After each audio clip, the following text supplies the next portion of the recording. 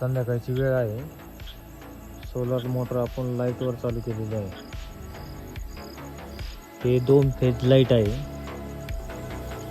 2 phase light या controller याला डिव्हाइसला दिलेली आहे. सप्लाय दिलेला आहे 2 फेज.